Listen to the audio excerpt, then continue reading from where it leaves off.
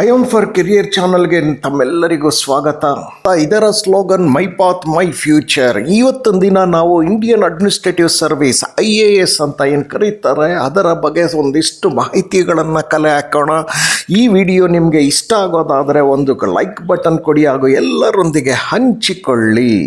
ಮೊದಲನೇದಾಗಿ ನಾವು ತಿಳ್ಕೊಳ್ಬೇಕಾಗಿರೋದು ಈ ಒಂದು IAS ಅಥವಾ ಇಂಡಿಯನ್ ಅಡ್ಮಿನಿಸ್ಟ್ರೇಟಿವ್ ಸರ್ವಿಸ್ಗೆ ಆಯ್ಕೆ ಆಗಬೇಕಾದ್ರೆ UPSC ಅನ್ನೋ ಸಂಸ್ಥೆ ಇದೆ. UPSC ಸಂಸ್ಥೆನವರು ಪ್ರತಿ ವರ್ಷ ಸಿವಿಲ್ ಸರ್ವಿಸಸ್ ಎಕ್ಸಾಮ್ಸ್ನ ನಡೆಸ್ತಾರೆ. ಅದು ಸರಿಸುಮಾರು 23-24 ಸರ್ವಿಸ್ಗಳಿಗೆ ಅವರು ಒಂದು ಪರೀಕ್ಷೆನ ನಡೆಸ್ತಾರೆ. ಈ ಒಂದು ಅಂತ ನಾನೆಲ್ಲ ತೋರಿಸ್ತಾ ಇದ್ದೀನಿ, ಅದು ಇಂಡಿಯನ್ ಫಾರೆಸ್ಟ್ ಸರ್ವಿಸ್ ಆಗಿರುತ್ತೆ. ಈ ಎಲ್ಲ ಸರ್ವಿಸ್ಗಳಿಗೂ ಪ್ರಿಲಿಮ್ಸ್ ಅಂತ ಹೇಳಿ ಏನು ಪರೀಕ್ಷೆ ಮಾಡ್ತಾರೆ ಅದು ಕಾಮನ್ ಆಗಿರುತ್ತೆ. ನಂತರದಲ್ಲಿ ಮೇನ್ಸಲ್ಲಿ ಉಳಿದಿದ್ದೆಲ್ಲದಕ್ಕೂ ಬೇರೆ ಆದರೆ ಇಂಡಿಯನ್ ಫಾರೆಸ್ಟ್ ಸರ್ವಿಸ್ಗೆ ಬೇರೆ ಆಗತ್ತೆ. ಈ ಒಂದು 24 ಸರ್ವಿಸ್ಗಳೇನಿರುತ್ತೆ ಅದರಲ್ಲಿ 19 ಸರ್ವಿಸು ಗ್ರೂಪ್ A ಆಗಿರುತ್ತೆ, ಇನ್ನು ಉಳಿದ 5 ಗ್ರೂಪ್ B ಸರ್ವಿಸ್ ಆಗಿರುತ್ತೆ.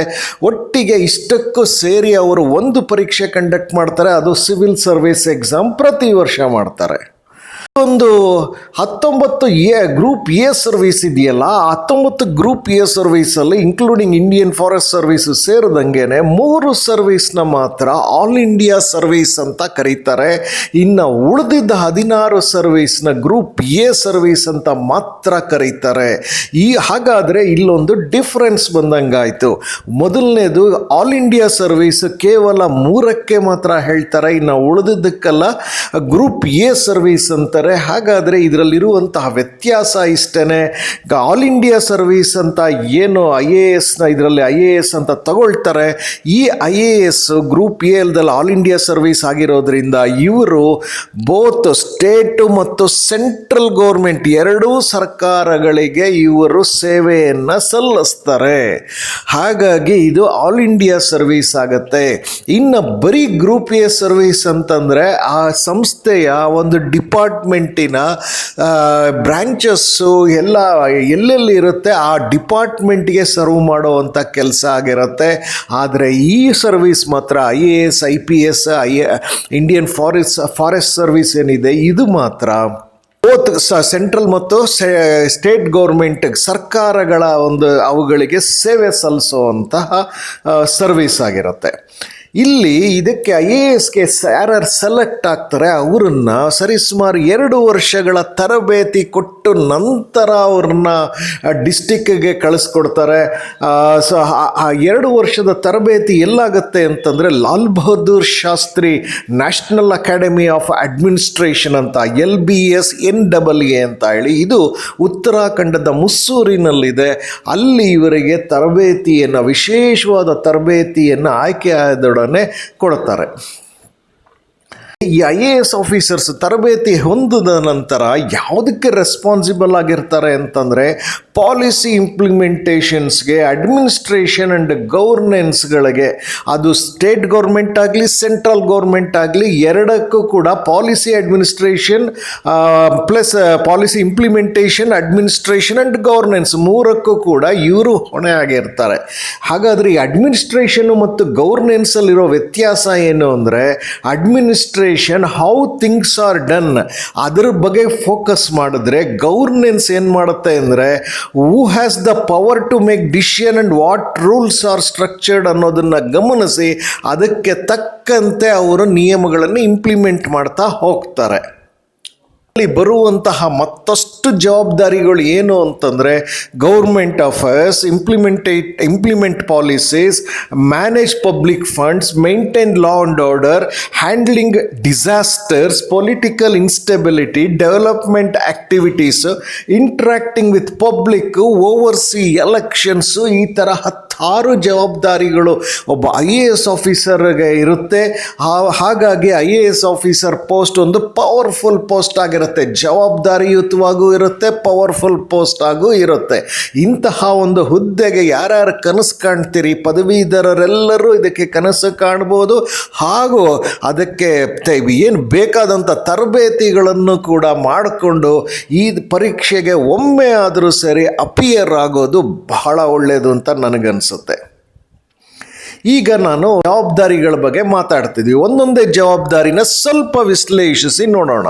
ಈ ಗೌರ್ಮೆಂಟ್ ಅಫೇರ್ಸ್ ಅಂತಂತಂದರೆ ಪ್ರತಿದಿನದ ಅಡ್ಮಿನಿಸ್ಟ್ರೇಷನ್ನ ಮ್ಯಾನೇಜ್ ಮಾಡಬೇಕಾಗಿರುತ್ತೆ. ಇದರಲ್ಲಿ ಯಾವ ಥರ ಇರುತ್ತೆ ಅಡ್ಮಿನಿಸ್ಟ್ರೇಷನ್ ಅಂದರೆ ಆ ಜಿಲ್ಲೆಯಲ್ಲಿ ಎಜುಕೇಷನ್ನು, ಹೆಲ್ತು, ಪೊಲೀಸು, ಈ ಥರ ಹಲವಾರು ಡಿಪಾರ್ಟ್ಮೆಂಟ್ಗಳಿರುತ್ತೆ. ಅವುಗಳನ್ನು ಕೋಆರ್ಡಿನೇಷನ್ ಮಾಡಬೇಕಾಗಿರುತ್ತೆ. ಆಮೇಲೆ ಗೌರ್ಮೆಂಟ್ ಡಿಸಿಷನ್ಸ್ ಅಂತ ಏನಿರುತ್ತೆ, ಗೌರ್ಮೆಂಟ್ ಕೆಲವೊಂದು ಡಿಸಿಷನ್ಸ್ಗಳು ತಗೊಂಡಿರುತ್ತೆ, ಅದನ್ನು ಇಂಪ್ಲಿಮೆಂಟೇಷನ್ ಮಾಡೋದನ್ನು ಅದು ಸ್ಮೂತ್ಲಿ ಅಂದರೆ ಯಾವುದೇ ರೀತಿ ಗಲಾಟೆ ಗದ್ದಲ ಆಗದಂತೆ ಸ್ಮೂತಾಗಿ ಅದನ್ನು ಇಂಪ್ಲಿಮೆಂಟ್ ಮಾಡಿಸೋ ಕೆಲಸ ಇವ್ರದ್ದಾಗಿರುತ್ತೆ. ಅಷ್ಟೇ ಅಲ್ಲ, ಇದು as the main executive authority ಅಂದರೆ ಇಡೀ ಜಿಲ್ಲೆಗೆ ಇವರೇ ಮೈನ್ ಎಕ್ಸಿಕ್ಯೂಟಿವ್ ಅಥಾರಿಟಿ ಆಗಿ ಸೊ ಅದನ್ನು ಡಿಸ್ಟಿಕ್ ಅಥವಾ ಸ್ಟೇಟ್ ಲೆವೆಲಲ್ಲಿ ಅದನ್ನು ಇಂಪ್ಲಿಮೆಂಟ್ ಮಾಡಿಸೋವಂಥ ಜವಾಬ್ದಾರಿ ಕೂಡ ಇವ್ರದ್ದಾಗಿರುತ್ತೆ. ಎರಡನೇದು ಇಂಪ್ಲಿಮೆಂಟ್ ಪಾಲಿಸೀಸ್ ಅಂತ ಬಂದಾಗ ಅಲ್ಲಿ ಪಾಲಿಸೀಸ್ ಎಲ್ಲ ಏನಿರುತ್ತೆ ಸರ್ಕಾರದ ಅದನ್ನು ಆ್ಯಕ್ಷನಬಲ್ ಪ್ರೋಗ್ರಾಮ್ಸ್ಗಳಾಗಿ ಟ್ರಾನ್ಸ್ಫರ್ ಮಾಡುವಂಥದ್ದು.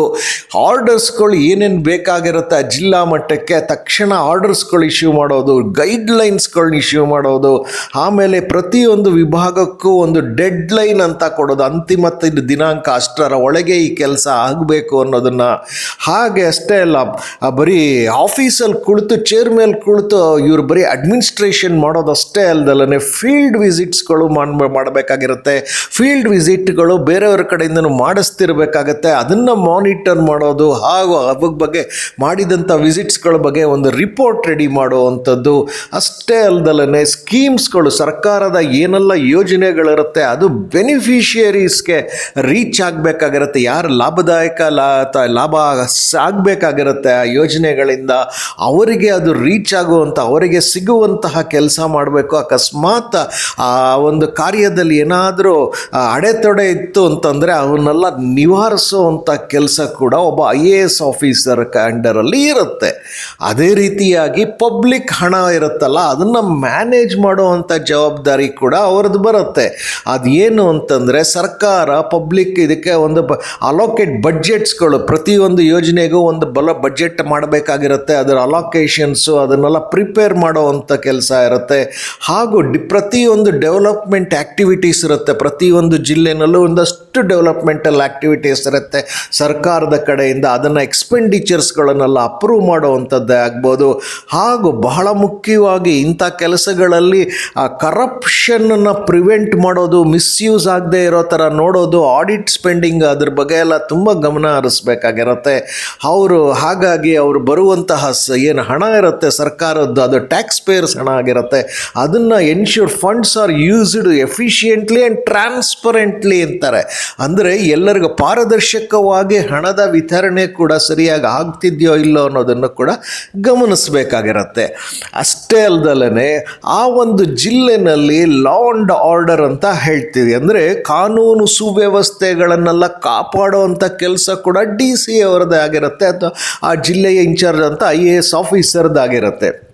ಇವರು ಪೊಲೀಸು ಮತ್ತು ಅಡ್ಮಿನಿಸ್ಟ್ರೇಷನ್ ಎರಡರ ಜೊತೆ ಕೂಡ ಬಹಳ ನಿಕಟವಾಗಿ ಕೆಲಸ ಮಾಡಬೇಕಾಗಿರುತ್ತೆ. ಅವರನ್ನು ದೂರದಿಂದ ಕುಳಿತಲ್ಲ, ನಿಕಟವಾಗಿ ಅವ್ರ ಜೊತೆ ಕೆಲಸ ಮಾಡುವಂಥದ್ದು. ಹಾಗೂ ಅಕಸ್ಮಾತ್ ಸೆಕ್ಷನ್ 144 ಹಾಕಲೇಬೇಕು ಅಂತಂದಾಗ ಅದರ ಅನಗತ್ಯ ಎಲ್ಲದರ ಬಗ್ಗೆ ಚರ್ಚೆ ಮಾಡಿ, ಅದು ಅಗತ್ಯ ಇದೆ ಅಂದರೆ ಕೂಡಲೇ ಸೆಕ್ಷನ್ 144 ಅಪ್ಲೈ ಮಾಡಿ ಆ ಕಾನೂನು ಸುವ್ಯವಸ್ಥೆಗೆ ತರುವಂತಹ ಕೆಲಸ ಮಾಡಬೇಕಾಗಿರುತ್ತೆ. ಅಲ್ಲಿ ಆ ಜಿಲ್ಲೆನಲ್ಲಿ ಅವರಿರುವಂತಹ ಒಂದು ಪ್ರದೇಶದಲ್ಲಿ ಯಾವುದೇ ರೀತಿ ಕಾನ್ಫ್ಲಿಕ್ಟ್ಸ್ ಆಗಲಿ, ರಾಯ್ಟ್ಸ್ ಆಗಲಿ, ಅನ್ರೆಸ್ಟ್ ಅಂತಂದರೆ ಯಾವುದೇ ರೀತಿ ಗಲಾಟೆ ಗದ್ದಲಗಳಾಗದೇ ಇರೋ ಹಾಗೆ ಶಾಂತಿಯುತವಾಗಿ ನೋಡಿಕೊಳ್ಳುವಂತಹ ಜವಾಬ್ದಾರಿ ಕೂಡ ಅಡ್ಮಿನಿಸ್ಟ್ರೇಷನ್ನು IAS ಆಫೀಸರ್ದಿರುತ್ತೆ. ಹಾಗೆ ಪಬ್ಲಿಕ್ ಸೇಫ್ಟಿ ಆಗ್ಬೋದು, ಈವೆಂಟ್ಸ್ ಮತ್ತು ಸೆನ್ಸಿಟಿವ್ ಸಿಚುಯೇಷನ್ಸ್ಗಳು ಅಂತಾರೆ. ಈವೆಂಟ್ಸ್ಗಳು ಅಂದರೆ ಪಬ್ಲಿಕ್ ಈವೆಂಟ್ಸ್ಗಳು ಹತ್ತಾರು ನಡೀತಿರುತ್ತೆ. ಎಲ್ಲ ರೀತಿಯ ಪಬ್ಲಿಕ್ ಈವೆಂಟ್ಸ್ಗಳಿರುತ್ತೆ. ಪಬ್ಲಿಕ್ ರ್ಯಾಲೀಸ್ ಇರುತ್ತೆ, ಹಾಗೆ ಪೊಲಿಟಿಕಲ್ ರ್ಯಾಲೀಸ್ ಇರುತ್ತೆ. ಯಾವುದು ದೇವರು ಈ ಥರದಕ್ಕೆ ಸಂಬಂಧಪಟ್ಟಂಥ, ದೈವಕ್ಕೆ ಸಂಬಂಧಪಟ್ಟಂಥ ರ್ಯಾಲೀಸ್ಗಳಾಗಿರ್ಬೋದು, ಪ್ರೊಟೆಸ್ಟ್ ರ್ಯಾಲೀಸ್ ಆಗಿರ್ಬೋದು, ಯಾವುದೇ ಆದರೂ ಕೂಡ ಅಲ್ಲಿ ಪಬ್ಲಿಕ್ ಸೇಫ್ಟಿ ಕಡೆ ತುಂಬ ಗಮನ ಹರಿಸೋವಂಥ ಕೆಲಸ ಕೂಡ ಇವ್ರದ್ದಾಗಿರುತ್ತೆ. ಅಷ್ಟೇ ಅಲ್ದಲೇ ಏನಾದರೂ ಅಕಸ್ಮಾತ್ ಈ ಫ್ಲಡ್ಸ್ ಅಂತ ಹಾಗೆ ಅಂದರೆ ಕೆಲವೊಮ್ಮೆ ಮಳೆ ನೀರು ಜಾಸ್ತಿ ಬಂದು ಅಲ್ಲೆಲ್ಲ ನೆರೆ ಅಂತ ಆಗತ್ತೆ. ಅಂಥ ಸಮಯದಲ್ಲಿ ಭೂಕಂಪ ಆದಾಗ, ಅರ್ಥಕ್ವೇಕ್ಸ್ ಆದಾಗ, ಅಥವಾ ಪ್ಯಾಂಡಮಿಕ್, ಕೋವಿಡ್ ಅಂತ ಪ್ಯಾಂಡಮಿಕ್ಸ್ ಆದಾಗ ಎಮರ್ಜೆನ್ಸಿಲೇ ರೆಸ್ಪಾನ್ಸ್ಗಳೇನಿರುತ್ತೆ ಅದನ್ನು ಕೂಡಲೇ ಆ್ಯಕ್ಷನ್ ತಗೊಂಡು ಸ್ಪಂದಿಸುವಂಥ ಕೆಲಸ ಒಬ್ಬ DC ಅಂದರೆ IAS ಆಫೀಸರ್ದಾಗಿರುತ್ತೆ.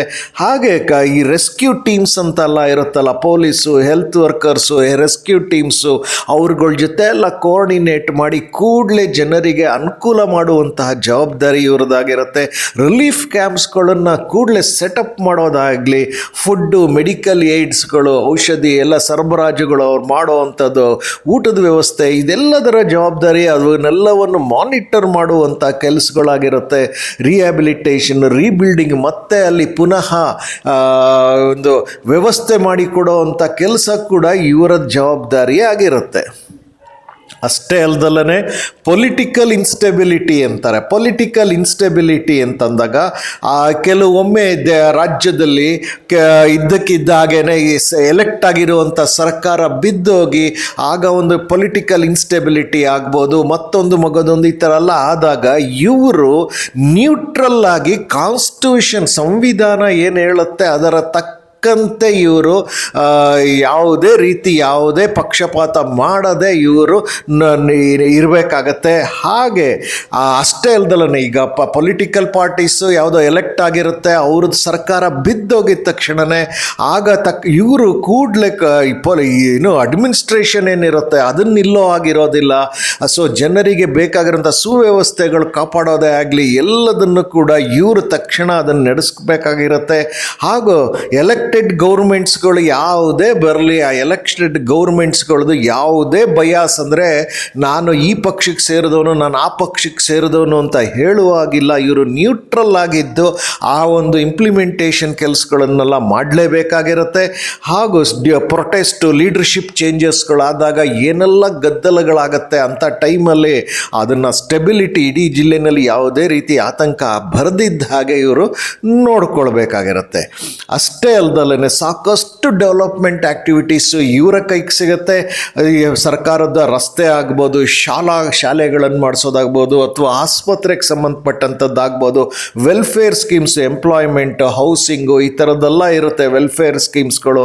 ಹಾಗೆ ಅಲ್ಲಿ ಸ್ಥಳೀಯವಾಗಿ NGOs ಅಂತ ಇರ್ತಾರೆ, ನಾನ್ ಗೌರ್ಮೆಂಟ್ ಆರ್ಗನೈಸೇಷನ್ ಅಂತ. ಸೊ ಇಂತಹ NGOs ಲೋಕಲ್ ಬಾಡೀಸ್ ಜೊತೆ ಎಲ್ಲ ಕೋಆರ್ಡಿನೇಟ್ ಮಾಡುವಂಥದ್ದಾಗ್ಬೋದು. ಹಾಗೂ ಇದರದ್ದು ಆಗುವಂತಹ ಪ್ರಗತಿಯ ಡೇಟಾ, ಅದರದ್ದೆಲ್ಲ ಅಂಕಿ ಅಂಶಗಳನ್ನೆಲ್ಲ, ಡೇಟಾಗಳನ್ನೆಲ್ಲ ಅದನ್ನು ಟ್ರ್ಯಾಕ್ ಮಾಡೋವಂಥದ್ದು, ಫೀಲ್ಡ್ ಇನ್ಸ್ಪೆಕ್ಷನ್ಸ್ ಮಾಡಿ ಅದೆಲ್ಲ ನಿಜವಾಗ್ಲೂ ನಡೀತಿದೆಯಾ ಅನ್ನೋದನ್ನು ತಿಳ್ಕೊಳ್ಳೋವಂಥದ್ದು ಎಲ್ಲ ಜವಾಬ್ದಾರಿಗಳು ಒಬ್ಬ IAS ಆದಂಥವ್ರಿಗೆ ಇರುತ್ತೆ. ಅಷ್ಟೇ ಅಲ್ದಲೇ ಜನರ ಜೊತೆ ಒಂದು ಪಬ್ಲಿಕ್ ದರ್ಬಾರ್ ಅಂತ ಜನತಾ ದರ್ಬಾರ್ ಅಂತ ಹೇಳಿ ಜನರೊಂದಿಗೆ ಮಿಡಿಯುವಂತಹ, ಜನರ ಕಷ್ಟಗಳಿಗೆ ಅವರ ಕಷ್ಟ ಸುಖಗಳನ್ನು ಕೇಳುವಂತಹ ಕೆಲಸ ಕೂಡ ಇವ್ರದ್ದಾಗಿರುತ್ತೆ. ಅವ್ರದ್ದೆಲ್ಲ ಸಮಸ್ಯೆಗಳನ್ನು ಕೇಳಿ ಅದನ್ನು ಇವರ ಹಂತದಲ್ಲೇ ಸಾಲ್ವ್ ಮಾಡೋದಾದರೆ, ಅದನ್ನು ಬಗೆಹರಿಸೋದಾದರೆ ಅದಕ್ಕೂ ಕೂಡ ಇವರು ಮುಂದುವರಿಬೇಕಾಗಿರುತ್ತೆ. ಹಾಗೂ ಜನರಿಗೆ ಕೆಲವೊಂದು ಏನೋ ಸಮಸ್ಯೆಗಳಿರುತ್ತೆ ಅದನ್ನು ಸರ್ಕಾರದ ಗಮನಕ್ಕೆ ತರಬೇಕಾಗಿರುತ್ತೆ. ಗಮನಕ್ಕೆ ತರುವಂತಹ ಕೆಲಸ ಕೂಡ ಇವ್ರದ್ದಾಗಿರುತ್ತೆ. ಒಟ್ಟಿನಲ್ಲಿ ಜನರಿಗೆ ಮತ್ತು ಈ ಅಡ್ಮಿನಿಸ್ಟ್ರೇಷನ್ ಆಡಳಿತ ಏನಿರುತ್ತೆ, ಜನರಿಗೆ ಆಡಳಿತದ ಮೇಲೆ ಒಂದು ನಂಬಿಕೆ ಬರುವಂತಹ ಕೆಲಸ, ಜವಾಬ್ದಾರಿ ಇವ್ರದ್ದಾಗಿರುತ್ತೆ. ಇಷ್ಟೇ ಅಲ್ದಲೇ ಎಲೆಕ್ಷನ್ಸ್ಗಳು, ಚುನಾವಣೆಗಳು ನಡೆದಾಗ ಇವರು ಇಡೀ ಜಿಲ್ಲೆಯ ಒಂದು ಇನ್ಚಾರ್ಜ್ ಆಗಿರ್ತಾರೆ. ಆ ಜಿಲ್ಲೆಯ ಇನ್ಚಾರ್ಜ್ ಆಗಿ ಅಲ್ಲಿ ಇಡೀ ಜಿಲ್ಲೆಯಲ್ಲಿ ಯಾವುದೇ ರೀತಿಯಾದಂತಹ ಸಮಸ್ಯೆ ಆಗದಂತೆ free, fair and transparent election ಅಂತೇನು ಹೇಳ್ತೀವಿ, ಅಂತಹ ಒಂದು ಚುನಾವಣೆನ ನಡೆಸುವಂತಹ ಜವಾಬ್ದಾರಿ, ರಿಸಲ್ಟ್ಸ್ನೆಲ್ಲ ಸರಿಯಾಗಿ ಕೊಡುವಂತಹ ಜವಾಬ್ದಾರಿ ಎಲ್ಲವೂ ಇರುತ್ತೆ. ಆ ಪೋಲಿಂಗ್ ಸ್ಟೇಷನ್ಸ್ಗಳು, ಅಲ್ಲಿಗೆ ಎಷ್ಟು ಬೇಕು ಸ್ಟಾಫ್ಸ್ಗಳನ್ನು ಕೊಡುವಂಥದ್ದು, ಸೆಕ್ಯೂರಿಟಿ ಕೊಡುವಂಥದ್ದು. ಸೊ ಅತಿ ಸೂಕ್ಷ್ಮ ಪ್ರದೇಶಗಳು ಯಾವುದ್ಯಾವುದು ಅಂತಲ್ಲ, ಅದನ್ನೆಲ್ಲ ವಿಂಗಡಿಸಿ ಅದಕ್ಕೆ ತಕ್ಕಂತೆ ಸೆಕ್ಯೂರಿಟಿ ಕೊಡುವಂಥದ್ದು, ಸ್ಟಾಫ್ನ ಕೊಡುವಂಥದ್ದು, ಎಲ್ಲೆಲ್ಲಿ ಪೋಲಿಂಗ್ ಸ್ಟೇಷನ್ಸ್ ಆಫೀಸ್ಗಳನ್ನು ಸೆಟಪ್ ಮಾಡಬೇಕು, ಅವುಗಳ ನಿರ್ಧಾರ ಎಲ್ಲವನ್ನು ಇವರು ಮ್ಯಾನೇಜ್ ಮಾಡಬೇಕಾಗಿರುತ್ತೆ ಎಲ್ಲರ ಜೊತೆಗೆ ಸೇರಿ. ಹಾಗೆ ಮಾಡೆಲ್ ಕೋಡ್ ಆಫ್ ಕಂಡಕ್ಟ್ ಅಂತ ಒಂದ್ಸರಿ ಎಲೆಕ್ಷನ್ ಅನೌನ್ಸ್ ಆದಾಗ ಮಾಡೆಲ್ ಕೋಡ್ ಆಫ್ ಕಂಡಕ್ಟ್ ಅಂತ ಬಂದಿರುತ್ತೆ. ಅದು ರಿಸಲ್ಟ್ ಬರುವವರೆಗೆ ಅಲ್ಲಿವರೆಗೂ ಇವ್ರಿಗೆಲ್ಲವನ್ನೂ ಮ್ಯಾನೇಜ್ ಮಾಡ್ತಿರ್ಬೇಕಾಗತ್ತೆ ಅಂಥ ಸಮಯದಲ್ಲಿ. ಸೊ ಹೀಗೆ ಒಬ್ಬ IAS ಆಫೀಸರ್ ಆದರೆ ಅವರಿಗೆ ಅದು ಹೆಣ್ಣಾಗಲಿ ಗಂಡಾಗಲಿ ಇವತ್ತು ಅವರಿಗೆ ಇಷ್ಟೆಲ್ಲ ಜವಾಬ್ದಾರಿಗಳಿರುತ್ತೆ. ಹಾಗಾಗಿ ಯಾರ್ಯಾರು ಇದಕ್ಕೆ ಇಷ್ಟಪಡ್ತಿದ್ದೀರಿ, ನಿಮಗೆ ಒಳ್ಳೆಯದಾಗಲಿ. ನೀವು ಇಷ್ಟೆಲ್ಲ ಜವಾಬ್ದಾರಿಯುತವಾದಂತಹ ಇದು ದೇಶದ ಒಂದು ಅತ್ಯುನ್ನತ ಹುದ್ದೆ ಆಗಿರೋದ್ರಿಂದ ಇದಕ್ಕೆ ಕನಸು ಕಾಣೋದು ತಪ್ಪಲ್ಲ. ಯಾಕೆ ಅಂತಂದರೆ ಇದು ಬಹಳ ಜವಾಬ್ದಾರಿಯುತವಾದಂಥ ಇದು ಕೆಲಸ ಆಗಿರುತ್ತೆ. ಸೊ ಇಂತಹ ಮಾಹಿತಿಯನ್ನು ನಿಮಗೆ ತಂದು ಕೊಡ್ತಾ ಇರೋದು IM4Career ಯೂಟ್ಯೂಬ್ ಚಾನಲ್ಲು. ಇಲ್ಲಿ ನಿಮಗೆ ಕನ್ನಡದಲ್ಲಿ ಉದ್ಯೋಗದ ಮಾಹಿತಿ ಸಿಗ್ತಾ ಹೋಗುತ್ತೆ. ಈ ಚಾನಲ್ನ ಏನು ಸ್ಲೋಗನ್ನು ಅಂತಂದರೆ ಮೈ ಪಾತ್ ಮೈ ಫ್ಯೂಚರ್. ನಿಮಗೆ ಈ ವಿಡಿಯೋ ಇಷ್ಟ ಆಗಿದ್ದರೆ ಜಸ್ಟ್ ಒಂದು ಲೈಕ್ ಬಟನ್ ಕೊಡಿ ಕೂಡಲೇ, ಹಾಗೂ ಇದನ್ನು ಎಲ್ಲರೊಂದಿಗೆ ಹಂಚಿಕೊಳ್ಳಿ.